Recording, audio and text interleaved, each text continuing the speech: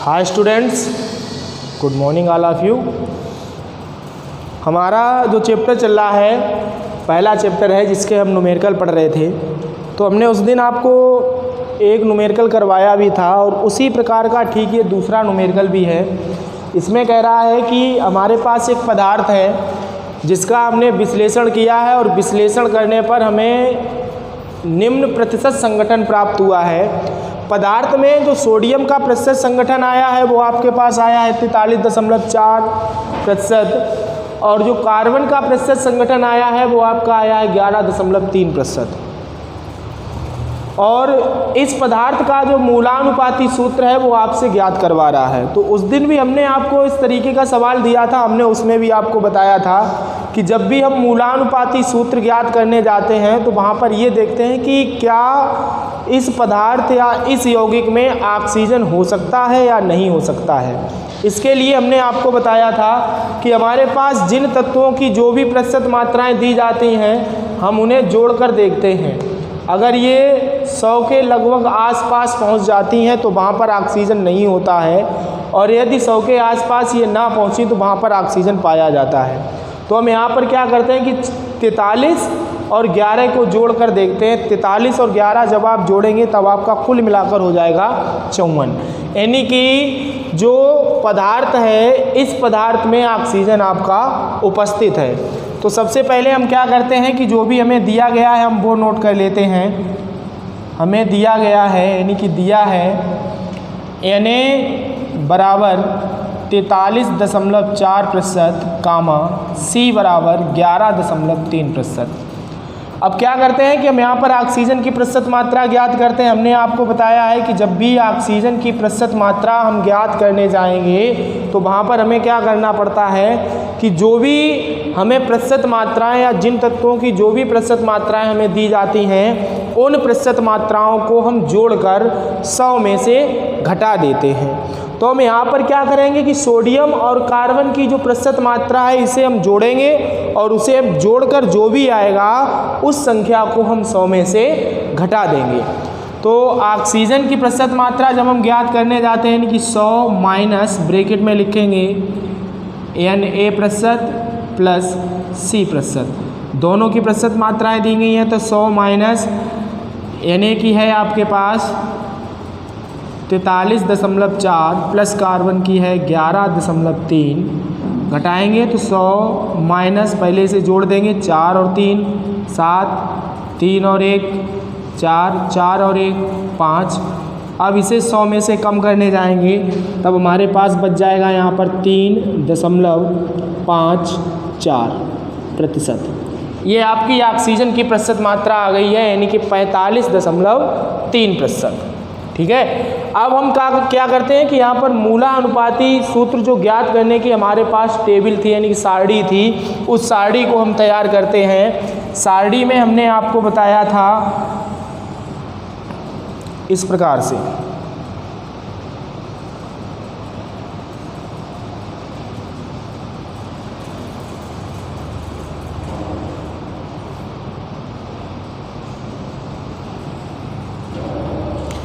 पहले भाग में क्या है, तत्व है, दूसरे में प्रतिशत मात्रा है, तीसरे में क्या हो जाएगा परमाणु भार और चौथे में क्या आएगा परमाणुओं की आपेक्षिक संख्या और लास्ट में क्या आ जाएगा सरल अनुपात। ठीक है। तत्व, प्रतिशत मात्रा, परमाणु भार, परमाणुओं की आपेक्षिक संख्या और सरल अनुपात। अब देखेंगे हमारे पास तत्व कौन कौन से हैं। सोडियम है, फिर इसके बाद में कार्बन है, फिर ऑक्सीजन है। सोडियम की प्रतिशत मात्रा देखो 43.4, कार्बन की 11.3, ऑक्सीजन की 45.3। ये तो प्रतिशत मात्राएं हो गई।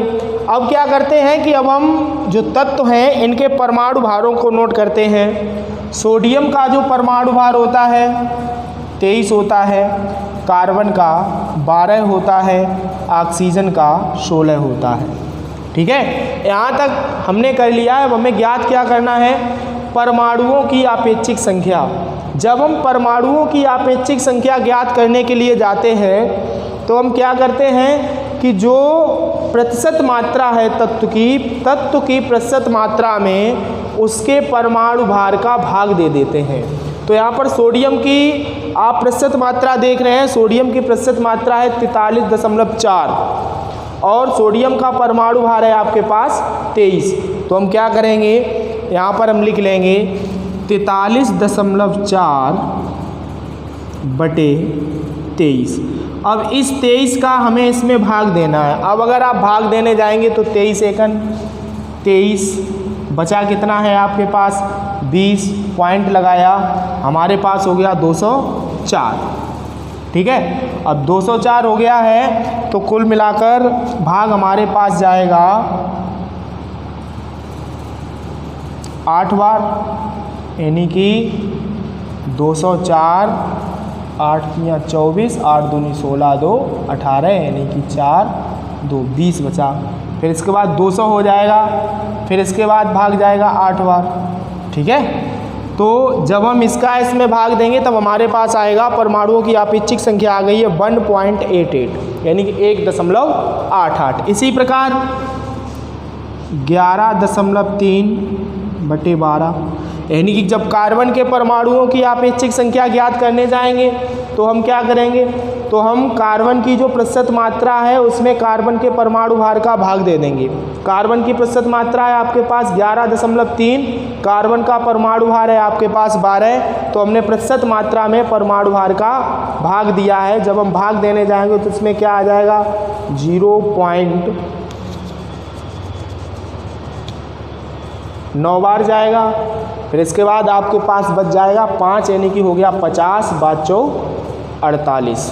ठीक है, इसी प्रकार जब हम ऑक्सीजन की प्रतिशत मात्रा ज्ञात करने जाएंगे तो हम क्या करेंगे कि इसके वो ऑक्सीजन की जब हम परमाणुओं की आपेक्षिक संख्या ज्ञात करने जाएंगे तो हम इसकी प्रतिशत मात्रा में ऑक्सीजन के परमाणु भार का भाग देंगे। अब ऑक्सीजन की प्रतिशत मात्रा आपके पास 45.3 है, परमाणु भार आपके पास 16 है, तो परमाणुओं की आपेक्षिक संख्या ज्ञात करने के लिए जाएंगे तब आप यहाँ पर क्या लिखेंगे 45.3 बटे 16 का इसमें भाग देंगे। तो 16 का जब आप भाग देने जाएंगे तो पहले तो 2 बार जाएगा, 16 दूनी 32।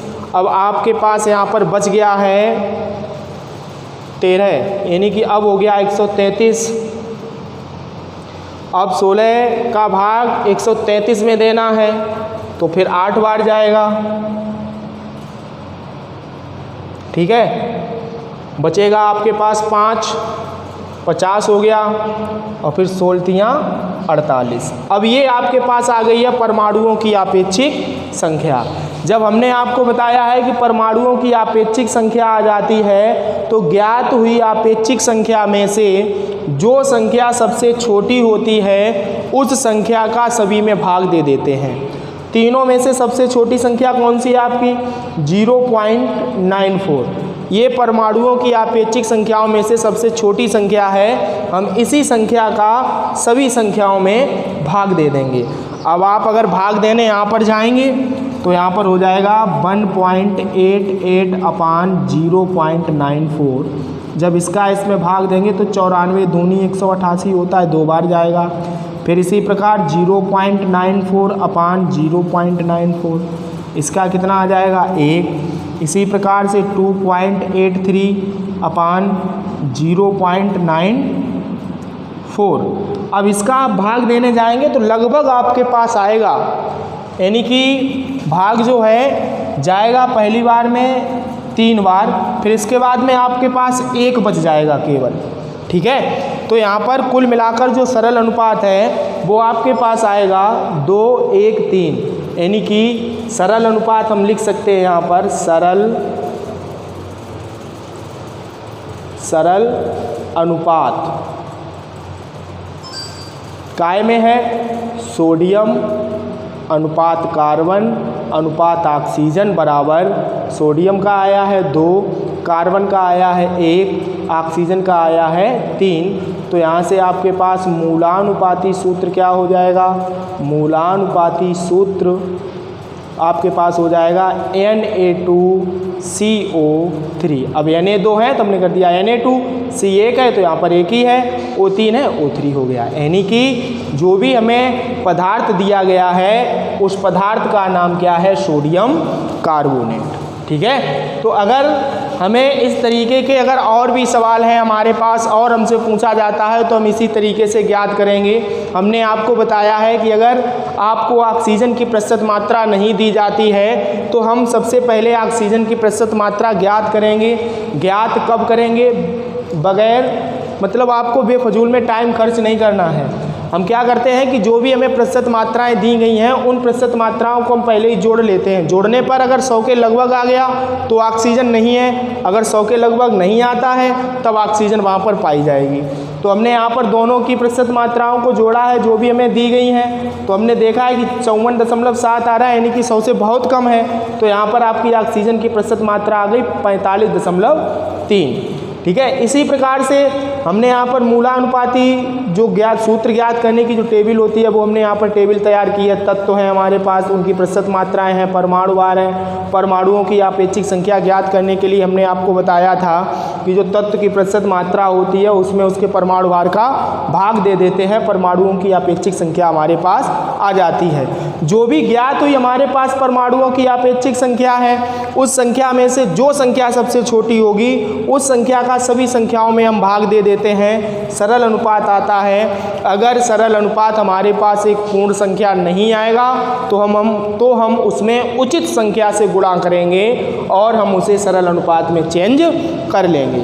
ठीक है, और सरल अनुपात जो भी आता है उसे हम क्रम से लिख लेते हैं, Na अनुपात C अनुपात O बराबर 2:1:3, है ना। तब यहाँ पर आपके पास आ जाएगा मूलानुपाती सूत्र, Na2 है तो Na2, C1 है तो C, ऑक्सीजन 3 है O3। ठीक है, इसी प्रकार हम और भी सवाल हैं उनको लगा सकते हैं। और इस चैप्टर में जो भी और सवाल हैं, जैसे कुछ अभी हमने आपको 1-1, 2-2 ही कराए थे, जैसे मोललता है, नॉर्मलता है, मोल प्रवाह है, जो भी ये सवाल है वो आपको आगे के वीडियो में मिलेंगे। आज के लिए इतना ही, धन्यवाद।